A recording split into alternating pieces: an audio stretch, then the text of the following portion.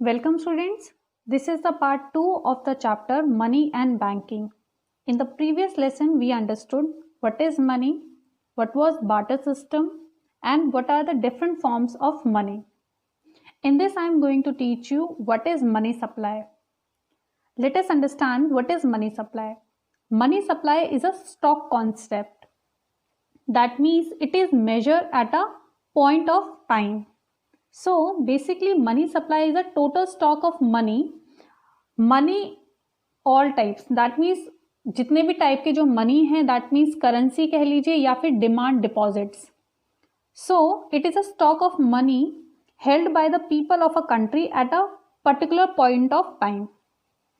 Basically जो लोग होते हैं that means people demand money की डिमांड करता कौन है? लोग करते हैं. So money held by those who demanded it is called money supply. So money held by those who demands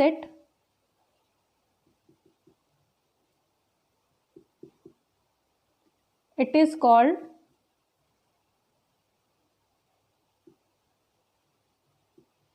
money supply.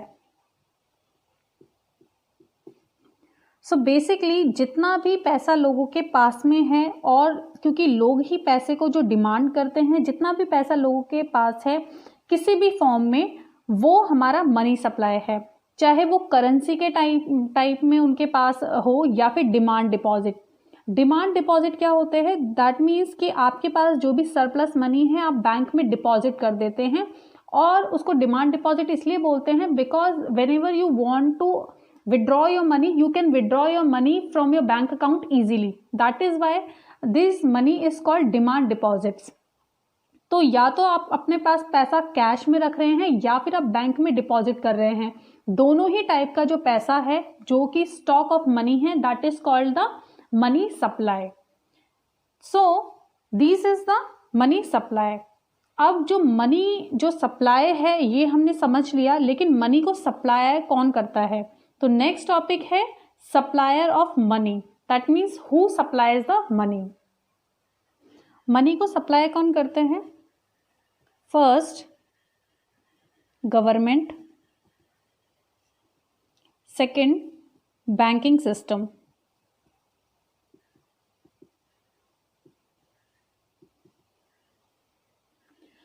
Government कैसे करती है? Because ministry of finance issues ₹1 notes and coins of all the denomination.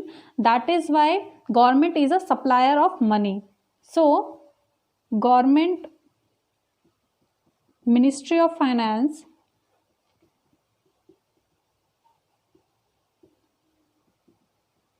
issues ₹1 notes and all coins. That means coins of all the denominations are issued by the Ministry of Finance. That is why government is called supplier of money. और दूसरे जो supplier हैं वो हैं हमारे banking system. Banking system में हमारे central bank जो हमारी कंट्री का है वो बैंकिंग सिस्टम का पार्ट है, वो सप्लायर हैं, जो कि RBI है, रिजर्व बैंक ऑफ इंडिया. और नेक्स्ट जो बैंकिंग सिस्टम का पार्ट है वो है हमारे commercial banks.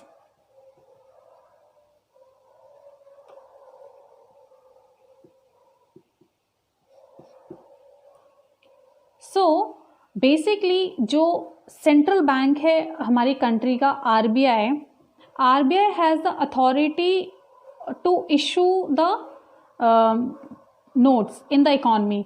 So basically note issuing authority is the RBI in the country.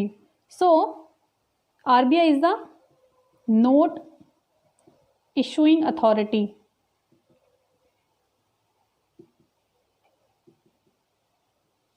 That means हमारी कंट्री में जितनी भी करेंसी प्रिंट होती है उसकी जो सोल अथॉरिटी है वो किसके पास है? वो है सेंट्रल बैंक के पास.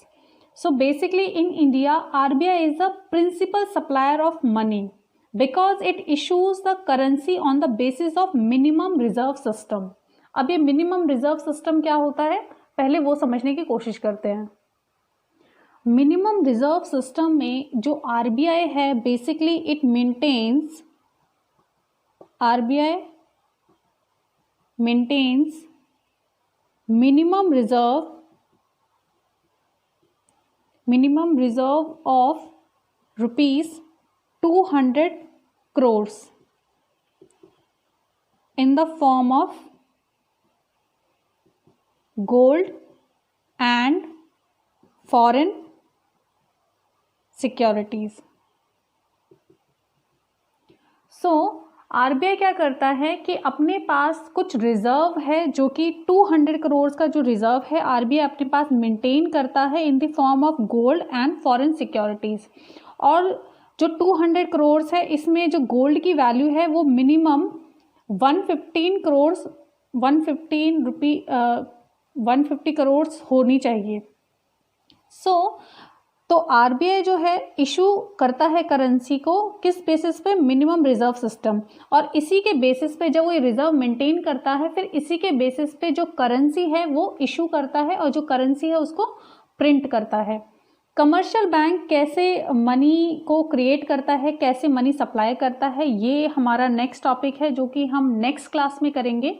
उससे पहले हमको एक छोटा सा टॉपिक समझना है, वो है मेजरमेंट ऑफ मनी सप्लाई। तो हमारा नेक्स्ट टॉपिक है वो है measurement of money supply. India में बेसिकली जो मनी सप्लाई के जो मेजरमेंट है वो हम 4 अल्टरनेटिव मेजर्स हम लोग यूज़ करते हैं। First is M1, M2, M3, M4। M1 क्या है? M1 is equal to C plus DD plus OD।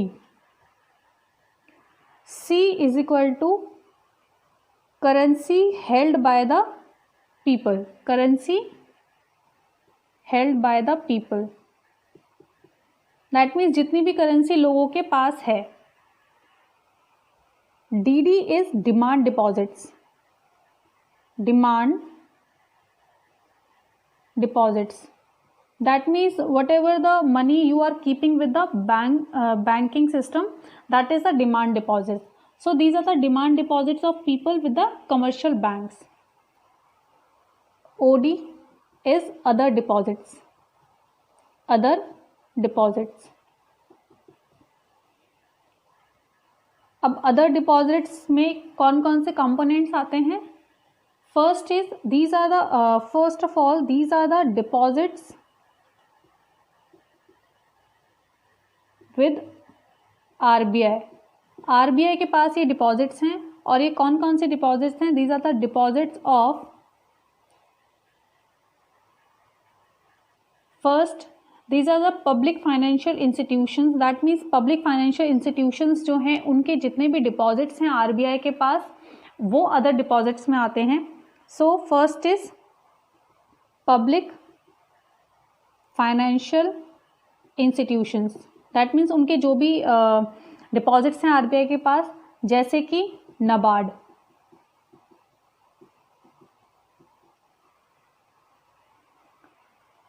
Next है फॉरेन सेंट्रल बैंक्स और फॉरेन गवर्नमेंट, दैट मीन्स कोई भी जो फॉरेन सेंट्रल बैंक है, जैसे कि मान लीजिए जो यूएसए में जो उनका सेंट्रल बैंक है, फेडरल बैंक है, उसका कोई भी डिपॉजिट आरबीआई के पास होगा तो वो हमारे अदर डिपॉजिट्स में काउंट होगा।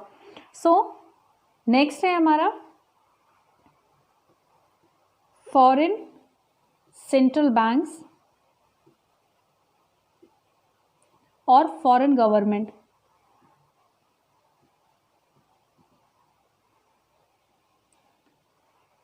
थर्ड है international financial institutions, that means कोई भी इंटरनेशनल फाइनेंशियल इंस्टीट्यूशंस है जैसे कि IMF है या वर्ल्ड बैंक है, उनका कोई भी डिपॉजिट अगर आरबीआई के पास होगा तो वो भी हमारे अदर डिपॉजिट्स में आएगा।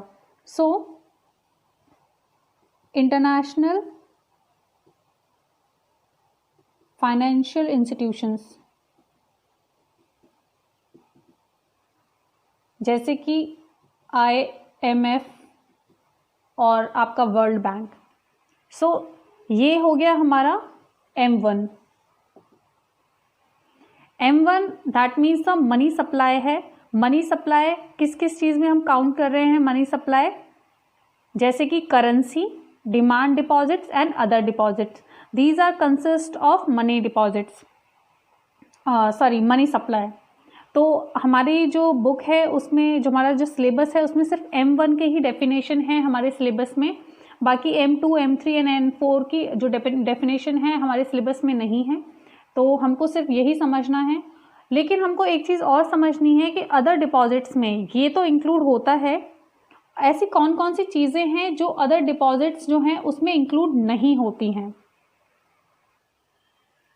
Deposits of government of the country with the RBI, that means जैसे कि मान लीजिए हमारी जो इंडियन गवर्नमेंट है उसके कोई भी डिपॉजिट जो RBI के पास हैं वो अदर डिपॉजिट्स का पार्ट नहीं है, दैट मीन्स मनी सप्लाई का पार्ट नहीं है। उसी तरह से deposits of countries banking system with RBI, जितने भी हमारे जो कमर्शियल बैंक हैं उनका कोई भी डिपॉजिट अगर RBI के पास है तो वो मनी सप्लाई का पार्ट नहीं है। रीज़न बीइंग बिकॉज जो गवर्नमेंट है और जो हमारा बैंकिंग सिस्टम है, these are the supplier of the money, these are not the part of money supply. Money supply कौन सी चीज़ है, that means the people who are demanding the money, so the money held by those who demand it is the money supply, not the money held by the supplier of the money. So there is a difference between the two. You have to remember the difference between the two. So this topic is over now. I will continue this chapter in the next class. Till then, goodbye and take care.